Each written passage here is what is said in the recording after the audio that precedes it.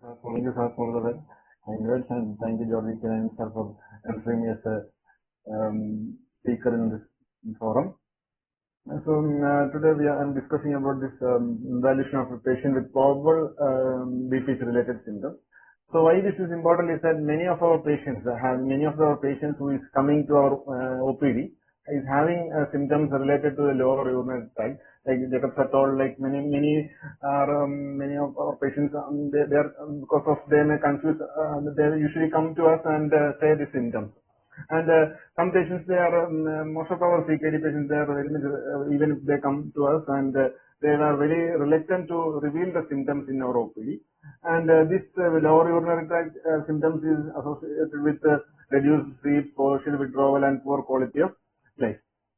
So this symptoms of LUTS are categorized as symptoms related to storage, voiding, or there can be post-micturition symptoms. These storage symptoms are urgency, that is a patient having a sudden compelling desire to pass urine that is difficult to defer. So usually, patient have a desire to pass urine and they are not able to control that. And they are coming to this other thing is daytime frequency. Patient's perception that he voids too often. Nocturia is another symptom which the patient needs to wake up at the night one or more times to void. Incontinence is involuntary leakage of the urine and abnormal bladder sensation. These are the main storage symptoms. Coming to the voiding symptoms, these are the slow stream that the patient feels that compared to previous stream, it is a poor stream, slow stream now. Then there can be splitting or spraying of the urinary stream. And also there can be intermittent stream or intermittent urine flow that stops and starts and one or more time during the micturition. Hesitancy, that is difficulty in initiating the micturition, resulting in delay in the onset of voiding after the individual is ready to pass urine. Once he goes to the toilet, he wants to pass, but there is difficulty in initiating the act of micturition. So other thing is that straining to void, that abnormal effort a patient is putting to void for micturition. Then terminal dribble, prolongation of the final part of the micturition, and there can be flow where the flow has flowed to trickle or dribble. Then the dysuria, the pain that is a pain or burning sensation or a generalized discomfort at the time of passing urine. And also there can be post-voidal symptoms, like patient feels that there is an incomplete voiding after passing urine, or post-micturition dribble, that is the involuntary loss of urine shortly following the urination, usually once the patient comes out of the toilet. So coming to the BPH. So BPH is most of the these symptoms, there are a lot of causes of LUTS, but most commonly it is caused by BPH. So coming to BPH, it is a non-malignant growth or hyperplasia of the prostate. It is a common cause of LUTS in older men. Disease prevalence increases with advancing age, and it is a specific BPH refers to a histological diagnosis. So maybe some suggest the BPE, benign prostatic enlargement, may be better used term. So this BPH is characterized by stromal and epithelial cell proliferation in the prostate transition zone. It leads to urethral compression, and this can lead to chronic high pressure retention. And this may lead to long-term, if not treated or detected early, can lead to long-term or permanent damage to the detrusal muscle. So it can result in both the static and the obstruction can be both static and dynamic. The static obstruction is direct consequence of the prostate enlargement. This results in urethral compression and bladder outlet obstruction. Then this prostate enlargement will distort the bladder outlet, causing urinary obstruction, while periurethral compression requires increasing voiding pressure to overcome the flow resistance. So patient starts to strain more, and in initial time they can overcome the obstruction. Then the prostate median lobe can enlarge intravesically, and where the increased blood pressure will tend to close the bladder outlet and further restrict the urination. Sometimes the median lobe enlarges unevenly, and this can result in a ball valve or a flap effect. And dynamic components include the prostatic smooth muscle tension, like the decreased elasticity and the collagen in the prostatic urethra will exacerbate the symptoms of bladder outlet obstruction due to loss of compliance and the increased flow resistance. That's why some patients have large prostate and they may not have much symptoms. On ultrasound, when they come to our OPD, they may have large prostate and they may not have much symptoms. And so this BPH can increase the PSA levels, but it is not associated with the BPH is not associated with the prostate cancer. BPH usually occurs in the central or the transition portion of the prostate, while the malignancy typically occurs in the prostatic periphery. So this is what I am saying. The loops can be loops. These are the dark blue is most common causes. So this much, there are lots of conditions that can cause loops, but most commonly it is caused by benign BPH. So there can be bladder tumor, uterus stricture, foreign body, urinary tract infection, neurogenic bladder, chronic pelvic pain. All this can cause loops. So coming to the evaluation of a patient with the coming with loops, we have to see that onset of the symptom, whether it was acute, associated, fever, dysuria. New onset symptom can be worsened by recent urinary tract infection. And we have to evaluate the patient for the patient who is saying he's having nocturia. We have to evaluate for in signs of heart failure like JVP, elevated JVP. Then how is many of our patients having diabetes? So if the diabetes is not controlled, they may be having glucosuria and then polyuria. Sometimes the use of diuretics and antihistaminics can worsen the problem. And if they are using some bladder diary, we can ask we can look at the records of the bladder diary, or we can suggest them to use a keep a bladder diary, so that we can see the volume and how frequently they are, in how many times they are going to toilet. So things from the information can be taken from bladder diary. So other things that to evaluate the patients whether they are having the neurological symptoms of spinal cord symptoms or any Parkinson disease or recent stroke, or that we can ask. Then poorly controlled, I have told that poorly controlled diabetes can cause polyuria, and we can ask for whether they are feeling the sensation of the bladder, or what are the whether they are feeling the sensation of bladder, and how once they felt that bladder is full, how much time they can keep they can control the act of urination, or they want to immediately go to the toilet. Then the examination, other thing we have to examine is that whether the inspection, whether the abdomen is full, particularly on the lower abdomen. Look for hernias, because the patient is giving too much pressure to void that they may be having a hernia. And look at examine the external genitalia for meatus, stenosis, phimosis, etc. And neurological examination, and probably with the patient's consent, rectal examination to note the particularly size, symmetry, and nodularity and consistency of the prostate. And urine analysis we have to do. Coming to investigation, blood and urine investigation. Then blood test, we have to look for any signs of infections. Urine analysis to look for pyuria. Then void diarrhea, I have mentioned. That for prostate PSA test, it is not mandatory to do for all the patients, but after avoid doing PSA after a recent urinary tract infection, etc. Then coming to the post-voidal residual, if we can ask the patient at bedside, we can ask the patient to void and come back, and we can, if the bladder is palpable, there is definitely a retention. The ultrasound, we can look and evaluate the post-voidal residual urine. In cystoscopy, that is done by urologist, plus or minus, if it is indicated. So coming to the international IPSS scoring system. So this is first by the American Urology Association, and this we can use pre-treatment and post-treatment also. So coming to this questionnaire, we can choose this European Association has different quality of life. Quality of life due to urinary symptoms is that not mentioned in the European guidelines. In American Urology Association, this is both the scoring are there. So total 7 points are there. In that can score according to 0 to 5.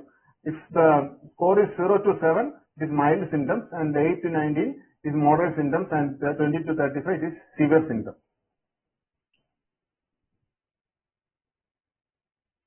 So coming to the management of the patient with this looks, mainly we have to find first is the lifestyle changes.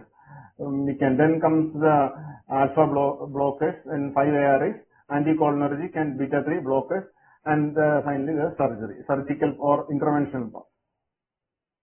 So lifestyle and behavioral therapy, what we can do is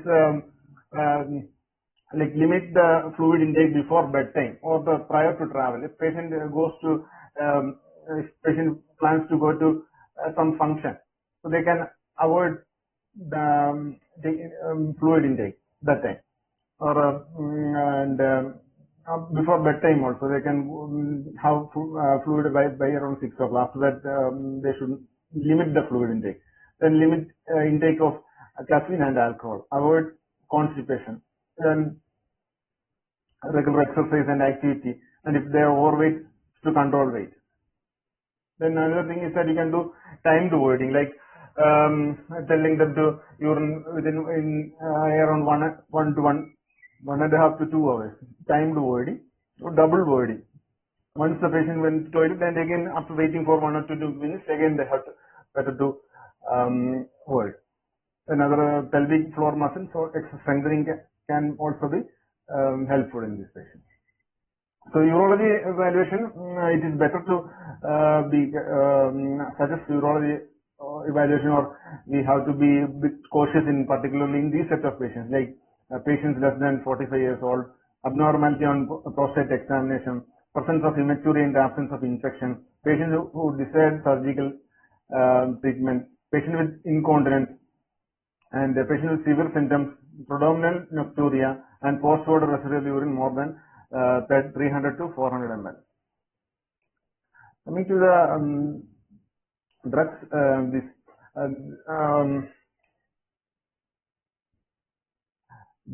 alpha blockers are primarily the first line medical therapy after lifestyle modification, and the patient needs to be asked like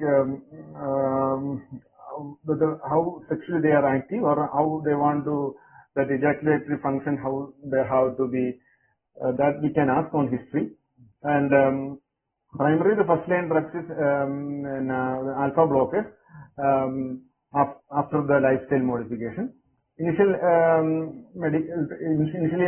alfuzosin is there, and cilodocin and tamsulosin. All alpha blockers are equally effective, but switching from one to another is not beneficial. And this cilodocin is not to be used in if GFR is less than 30. So this alpha blockers works by relaxing the smooth muscles of the bladder. This is effective because of the stromal component of the BPH comprise 80 to 80% of the hyperplastic volume, and about half of this alpha adrenergic smooth muscle. So hence the relaxing of the smooth muscle tissues of the bladder, neck, prostate quickly eases the prostatic urethral compression, and dramatically reduces the urinary flow resistance and improve the urinary stream. A patient with acute urinary retention who are not on alpha blocker should be started and on this treatment, and it usually takes 72 hours for the alpha blocker to act to its full extent. If the patient develops urinary retention on therapy, the dose should be maximized. So the alpha blockers improves the successful voiding trial, but it should be done after 72 hours. Then this 5-ARIs, finasteride and dutasteride. So these are usually used for patients with prostate size more than 40, and they have the ability to reduce the prostate by 20 to 25%, and this can reduce the incidence of urinary retention also in men with BPH. But they require at least 6 months for the optimal effect, and are most beneficial in 30 gram, but usually it's 40 gram we are using. Usually you're starting on more than 40 gram after the alpha blocker. So patients needs to be on more than 1 year to prevent further episodes of retention and can reduce the need for prostate surgery. So, but the thing is that 5-alpha reductase inhibitors reduce the prostate PSA level by around 50%. Then coming to the overactive bladder, it is a syndrome, like it is a overactive syndrome. Bladder is a syndrome of urinary urgency, with or without urgency incontinence, usually accompanied by increased frequency during both daytime and nighttime. This mechanism of Lutz is overactive. It is it's a complex disease, and it is multifactorial because of the overactive bladder. And the overactive bladder is increasingly recognized as a contributing factor of Lutz, especially in patients with presumed bladder outlet obstruction and who fails to. Most of the patients can have both obstructive and the overactive bladder components.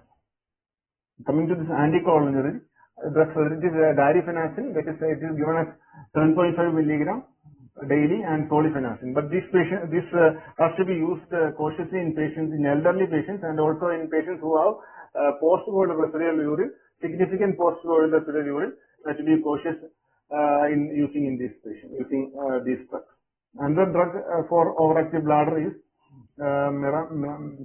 mirabegron and vibegrone. Both it is mirabegron is given as 25 milligram, and another one is given as 75 milligram daily.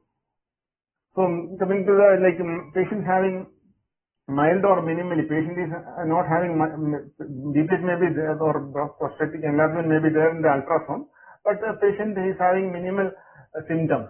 So this patient requires only lifestyle modifications and the behavioral intervention I have mentioned. Moderate to severe or borderline bothersome Lutz or BPH, no evidence, and there is no evidence of enlarged prostate. Alpha-1 alpha-1 blockers can be used.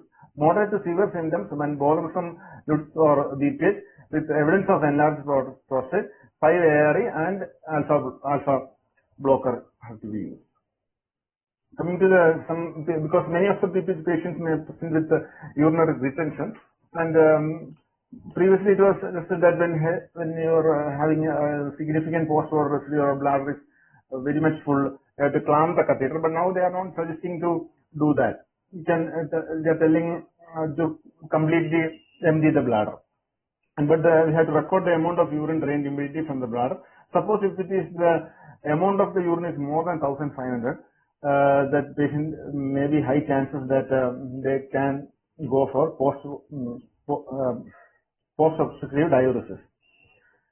And usually the normal catheter only is required, but if that is difficulty, you have to go for suprapubic catheter insertion.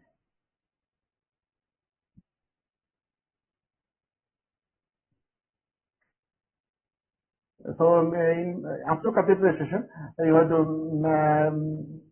there is hydronephrosis and all is there, that there is chances that patient will be having post-obstructive diuresis, and this about 23 to 40% patients will void spontaneously within 72 hours, and after starting alpha blocker, and it has to be used for minimum 72 hours before starting a voiding trial, and voiding trial is started in the morning after removing the catheter. So coming to the post-obstructive diuresis, so this usually develops after a decompression of the bladder, especially if the urine drained is more than 1500 ml. Primarily because of this retention, and more common in patients who is having renal failure or congestive heart failure. Best managed by increasing the fluid, or if the urine after the catheter, if it is less than 1500, maybe we can ask for the increasing oral fluid, but better to admit the patient, and the IV fluids have to be given. About 50 to hourly, you have to hourly or 2 hourly, you can monitor the urine output and replace with isotonic saline or hypertonic saline, depends on the if patient is having hyponatremia or hypernatremia. And you can monitor urine specific gravity. If once the specific gravity reaches 1.020, that means patient has resolving post-obstructive diuresis. Indication for surgery is mainly that patient if the patient fails 2 voiding trials.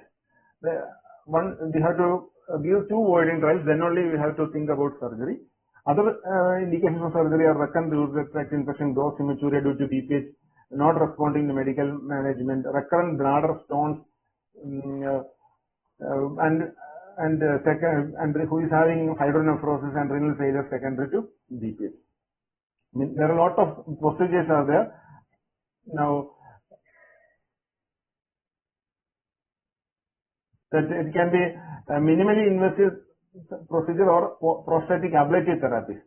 Minimally invasive procedures are water vapor thermal therapy, prostatic urethral lift, temporary implanting prostate devices, and prostatic arterial embolization. It is particularly used by intervention radiologists.